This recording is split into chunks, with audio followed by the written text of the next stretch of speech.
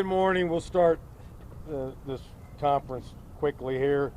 Before we introduce what had happened over the last 24 hours, I'd like to introduce people who've been involved in this since yesterday, and that's Gabe Guerrero. He's the Great Lakes Task Force Deputy Commander. Southern Indiana U.S. Marshal Dan McClan. Steve Lockyer, our coroner. Chief Billy Bolin, Assistant Chief Phil Smith, and ISP Justin Bean, who's part of our task force. As everybody knows, we're here today because we were seeking out this particular fugitive from Alabama who had been in on a capital murder offense and had been in Evansville for approximately 1 week. We were fortunate to have cooperation from law enforcement from Alabama, Mississippi, our U.S. Marshal Task Force, which is comprised of members of the Sheriff's Office, the Indiana State Police, and the Evansville Police Department, and the U.S. Marshal Service. Because of all the resources, we received a lot of tips. We got some good surveillance videos that showed a pickup truck that had been left at a car wash, and then a subsequent vehicle that they took and escaped in from the car wash, which was a Cadillac. We recently found out that they'd been staying at a hotel down the road here. It used to be a Motel 6, and now I think it's changed names, and they had a 14-day stay there. We were fortunate that during our investigation yesterday, an Evansville police officer who was just doing his good diligence of patrolling and being smart noticed the vehicle in the parking lot of the hotel and notified us immediately. So the task force members got together, they drove down there, set up surveillance on the hotel. Soon thereafter, the two suspects exited the hotel and fled out of the hotel parking lot northbound on US Highway 41, turned in at an industry known as Anchor here in Evansville. They went through the parking lot, went through a grass field. The members of the U.S. Task Force basically rammed the vehicle and pushed it into a ditch. And we later found out, had they not done that, the fugitive was going to engage in a shootout with law enforcement. So by our quick thinking, our actions, sometimes people may call that unnecessary action, but that action may have saved many of my deputies and fellow law enforcement officers' lives. And that's why I represent the Sheriff's Office. I want to bring my people home, and I don't care about the fugitives' lives if it protects my people's lives. And here I commend them for a job well done. They knew they were going up against a dangerous felon, a murderer, and we have photos of the weapons that were located in the vehicle. There were at least 4 handguns, semi-automatics, 9mm, and this is known as an AR-15, which shoots a .223 caliber round. So any one of these weapons could have been used to ambush our officers while they were attempting to capture a murder suspect. So I commend them for the quick and aggressive action. It probably saved a lot of chaos by doing quick action there. Once the vehicle crashed, the female suspect shot herself. The male suspect gave up when we approached the vehicle. They were both taken out of the vehicle. Life-saving measures was attempted on the female, but she suffered a grave injury and subsequently died at the hospital last night. We interviewed the suspect for quite some time. I don't want to get into all the details of that because some of that may be used against him, but we have him presently in our Vanderburgh County Jail. He signed a waiver of extradition to go back to Alabama. I've notified the sheriff there, and they are going to make arrangements to pick the suspect up and return him to the state of Alabama. Due to safety and security measures, we won't be divulging that to you. It won't be a public spectacle. When he leaves, they'll go out a hidden exit and it won't be for public display. So we won't divulge the date and time when the Alabama authorities take the prisoner back to Alabama. Once again, I can't shout out enough praise to all the law enforcement here in our community for the hard work that they do. The task force, I was asked by a member of the media this morning if this was like an odd occurrence, and it's certainly not an odd occurrence. We arrest dangerous felon subjects every single week. We've been involved in multiple shootings in this community. We've shot people, we've been shot at. So this is law enforcement. This is today's law enforcement. It's a very dangerous occupation. So I hope the public realizes what we do is dangerous, and we have to take action to protect ourselves so each and every one of these fine men and women go home to their family and their loved ones, and we don't let the criminal win the war. So I appreciate you being here. That pretty well wraps up what I have to say. We have multiple members here. If anybody wants to add to what I said, you're welcome to do that. Or if anybody has questions they want to ask off this, go ahead. Yes, sir. 2 questions, Sheriff. First of all, we know that Vicky White had $90,000 in cash with her. Have you located that money? Yeah, we got a photo.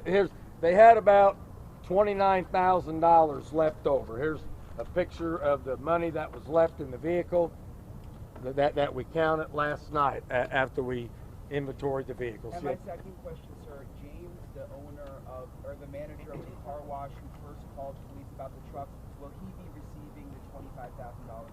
No, I don't know anything about the reward money. Is there anyone here who could address that? I mean, it seems like he sort of solved it. Yeah, and I don't know, but that would be something that we'll deal with. Right now, that's not on our How did they radar. get the F-150 and the Cadillac? What's that? How did they get the F-150 and the Cadillac? They purchased the F-150 and drove it here, and where they got the Cadillac, I'm not sure at this moment. Sheriff, do you have any idea what they were doing here for? Well, I think he said that he was just trying to find a place to hide out and lay low, and they thought, you know, they'd driven long enough that they wanted to stop for a while, get their bearings straight, and then figure out their next place to travel. Did you get any indication that they were visiting anyone potentially at this hotel? No, we don't believe they have any relatives, friends, or acquaintances in Evansville, Vanderburgh County. Was there any dash or body camera video of the incident yesterday? There may be some dash or body camera video. We haven't got that far yet for examining and releasing that. What about surveillance from the motel? And there may be, but like I said, that's a lot further into our investigation. Sheriff, can you please speak to James Stinson, who called apparently on Tuesday to report not only that truck, but also that he'd seen images of Casey White with tattoos on his arm, and was told there's nothing we can do right now, it's not reported as a stolen vehicle. Those were his words. Why did it take so long to get a response? Okay, well here, I'll let the police chief answer that. So I'll back up just a little bit. On May 2nd, we had an officer on the evening of May 2nd proactively driving through lots, and he was running plates just to see if they were stolen. He actually was the first one to run this plate on the evening of May 2nd, and it didn't come back stolen, didn't return anything. On May 4th, we got the call to the car wash, and the first officer went out, and the caller was not on scene when the officer was there. We do have body camera footage of the officer running the plate, looking in the car. He ran the VIN number, and then he left because it was an abandoned vehicle that we can't tow that. It would have to be 48 hours at the owner's request of a place before we can tow it off private property. But the owner of a residence can choose to have it towed on their own. He called back a couple hours later and had not seen the officer on scene, so we sent another officer back out, met with him. The second officer that went out also ran the info and explained the process to him, that we would have to wait 48 hours before we could tow it, but if he wanted to tow it on his own, he could. And that's when they towed the vehicle, was on May 4th after that second run. From everything we've seen, there was no mention that this was connected to Alabama. On the 911 Gives Hope, or 911 audio, there was no mention that it was connected to Alabama. So at that point last week, there was no tie at all to this being involved with anything out of state. There was no mention to it being connected with them. So it was just an abandoned vehicle for us at that point. Did Casey White explain why he stopped at the car wash? No, There's no reason. He just happened to pull in there. I think he's going to try to ditch the vehicle there. Can you clarify the 14-day stay? They were only gone for about 11 days, but you said a 14-day. That he had paid for 14 days to stay at the hotel. He paid in advance? What's that? Yes, yes. Uh-huh. Sheriff, did he give you any sense of an end game? Did they have somewhere they were headed to? Say that again? Did he give you any sense of an end game, a place that they were headed to? No. No, they said they were just trying to contemplate where they could go and kind of be discreetly away from the public's eye.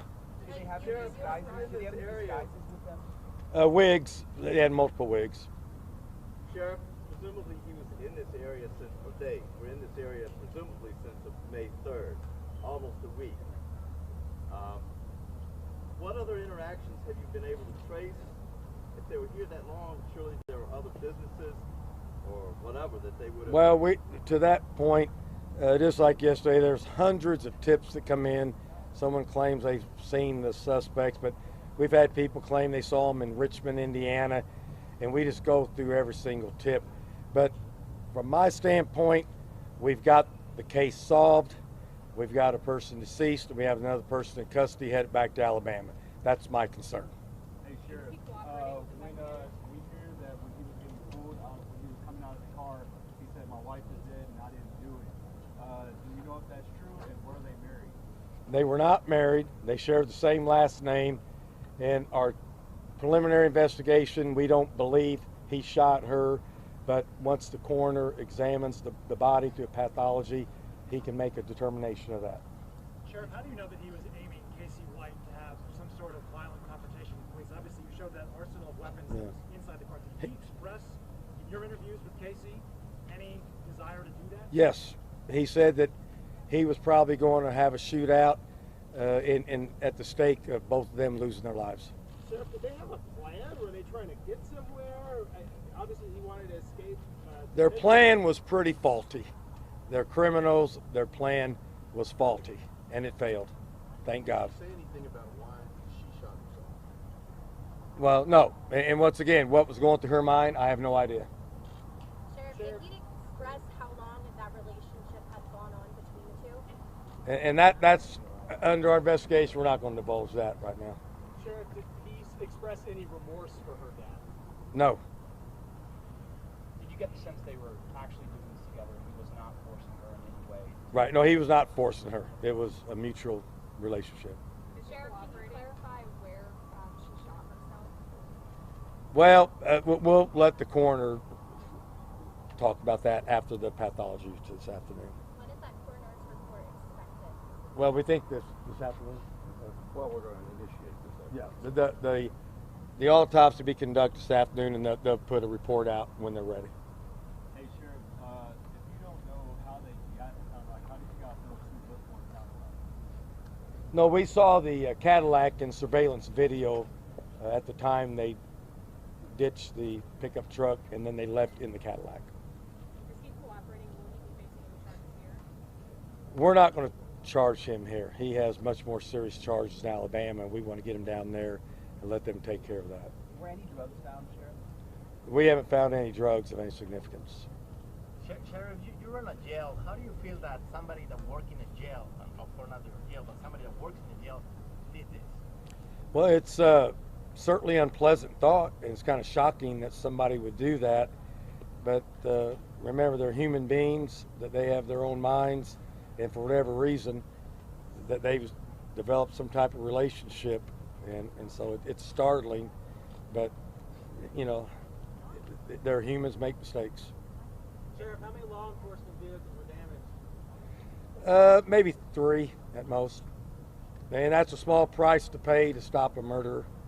Were any officers hurt? Just one had a slight head injury from banging his head inside the vehicle, but he's okay now. Where did she get the gun that she used on top? What's that? Where did she get the gun that she used? Well, I have no idea. If we could have had one from our agency, they could have stolen some, they could have bought some, and that's where we're going to piece all together. If you want to look, here's the pictures of the vehicle. Here's his and hers vehicle here. And this was a ditch that really nobody knew, including the suspects. But this ditch actually helped us in the pursuit. because as they forcibly rammed the vehicle, it turned over on its side, and that disrupted his plan to try to have a shootout with law enforcement. And he even made that statement. I want to ask you, this has been a whirlwind couple of days for local law enforcement here in Evansville. I know things like this don't happen very often. Right. Can you speak to that, just kind of what this was like for you, your department, as well as maybe Billy, you want to try and hear the members of the Evansville Police Department and maybe the collaboration between everyone here? Well, yeah, remember, in law enforcement, you can be a town like in Posey County where a deputy was shot in the head. You can be in New York City. You can be in Evansville, Indiana. Crime's everywhere. Unexpected crime, violent crime is everywhere. So we never go to work thinking we're not going to encounter an unusual or serious situation. Like I said, our task force members routinely go out and arrest violent felons, murderers, and they get shot at, and they get attacked, and they get resisted. We get involved in pursuits. We're in a very dangerous occupation.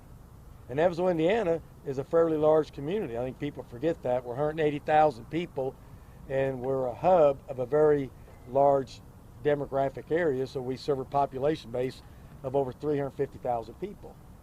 And it's conducive for criminal activity, and we have to prepare for that every single day. Sheriff, do you know anything about the provenance of any of those weapons? Is it possible that any of them were part of her service as a corrections officer? It could be, but right now we will continue our investigation, but that's the least of my worries at this time. But we will try to find an origin for each and every one of these weapons. And during his cooperative interview last night, did he say anything along the lines of who planned this and how much planning went into? Yeah, but I'm not going to get into the interview with the detectives. What about the money? Where did the money come from? Do we know that? Well, she supposedly maybe sold a home before she left town and got a large sum of money from that. Was there any negotiation with Vicky before she shot herself? Was there what? Any negotiation? Did you have any communication before she shot? I think she may have had a little bit of communication with our dispatch, possibly. I wasn't aware of it 100%, but I think she may have been talking to our dispatch. Sheriff, is that a police-ordered issued taser there in that photo? That's from her duty belt. This is her duty belt she wore as a confinement officer, correction officer in her home state of Alabama. Hey, Sheriff. She just took that with her when she left. And were those in the hotel room or the car? The guns. Was she In the wearing car? that belt? In the car. They were in the vehicle. Hey, Sheriff, after you guys see the initial video at the car wash, what was the indication? How did you guys figure out that they were still maybe in the area? Well, it was a long, drawn-out process, like the police chief said. It's just bits and pieces of information kept coming in and tying things together, and it wasn't till over the weekend where it looked like more of a possibility that they had been here for sure. And once again, after 6 days, it was just hard to believe they were here. I wouldn't think somebody on the run would stay in a community like Evansville for 6 days. But we brought the resources in and continued our investigation based on the information we had. Sheriff, following As up far on as that. in the jail right now, is he being held in the general population or? is No, he- he's just in a holding area. Now, they were at the hotel for quite a long time. Is there any indication at all that maybe the clerk or someone who works there knew it was them? I mean, this is a nationwide manhunt. Could they possibly been threatened? Well, or- I mean, we don't have any reason to believe that right now. But once again, we're less than 24 hours in this investigation. We have a lot more of the puzzle to put together. For how So many days was the surveillance at the hotel? Just yesterday. Oh, okay. Yeah, yesterday. A very short window of time. Was Casey White injured yesterday and how? He had a couple bumps and bruises from the crash. Sheriff, can you confirm that there was a Facebook video that was circulating that had the side angle of the arrest actually taking place? Can you confirm that it was Casey White in that video? I haven't seen the video, but Casey White was at the scene, so you got that for sure. Presumably. Also, can we get JPEGs of those posters and we can actually have a digital version of that when you're showing us? Possibly, yeah. Sheriff, what was the approximate amount of time after the crash that Vicky shot herself? I think it was almost instantaneously. Before our deputies and task force members got to the vehicle, she had shot herself. I know you said it used to be a Motel 6. Can you say the actual name of the hotel? Yeah, I got it written down here. See? Motel 41. Samir, Yes, probably less than a mile south of here. North, maybe it's actually to your left. Oh, I'm sorry. Yeah, I'm sorry. I apologize. To the left. I'm sorry. Was that F-150 pre-purchased She had bought that vehicle. Yes. in Tennessee or Alabama? I don't know where she may have bought it in the state of Tennessee. I'm not sure. But did she purchase it ahead of the escape like the other vehicle? No, I think after. Sorry, the marshal said that car was actually purchased by Casey White for $6,000 in Tennessee, the same day they escaped. Is that not accurate? That's probably accurate. Sheriff, can we see you hold the shot of Casey one more time?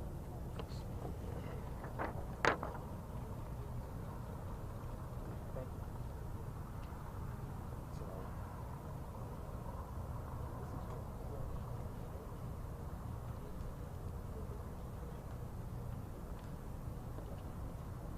Everybody okay with that?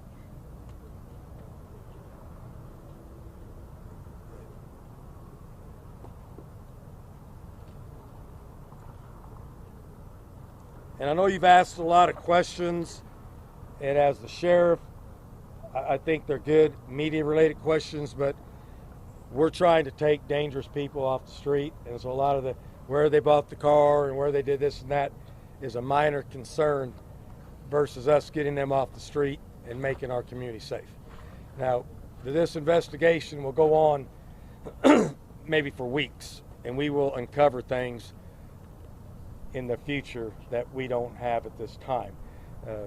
But like you said, we're less than 24 hours from the time that we were involved in pursuit and a serious crash and somebody losing their life. Sheriff, which agencies are involved in the investigation at this point? Several.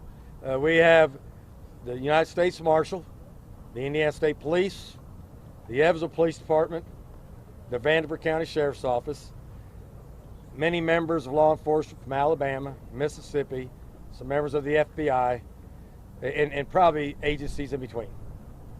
So there's plenty of agencies involved. Sheriff, as someone in law enforcement or any of the people behind you who are involved in law enforcement, in your mind, what about her assistance in this 17-year veteran of a corrections facility? How did that assist? How did that help this take so long? I'm not understanding your question. As someone involved in law enforcement, Vicky White had a 17-year-long career as a corrections officer. Presumably, that had something to do with why it took so long, over a week, 11 days, for this to come to an end. I'm asking, would her expertise have contributed, and how? No, that has absolutely no merit to what went on. Zero. Sheriff, I'm sorry. The photos that you released today, are they going to be posted on your Facebook page, or? We'll have photos available for media later, yes.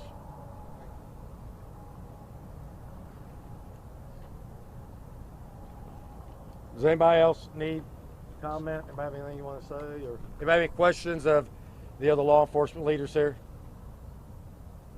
Sheriff, would it be possible to see the vehicles? No, not to see the vehicle in person, no. What about like the wigs or any of that? What's that? Do you have a picture of the wigs or any of that? The wigs thing? I don't know if we do. If we do, we can maybe release that. That's not a big deal. It's a wig, a standard wig. Can we see the pictures on this side? This? Oh yeah, sure. You guys want to take those over there? Sheriff, I know it's a weird question. Was it a black wig, long, short? What was she wearing? I think there was multiple wigs, kind of like maybe reddish and blonde. Yeah, you wouldn't look good in it.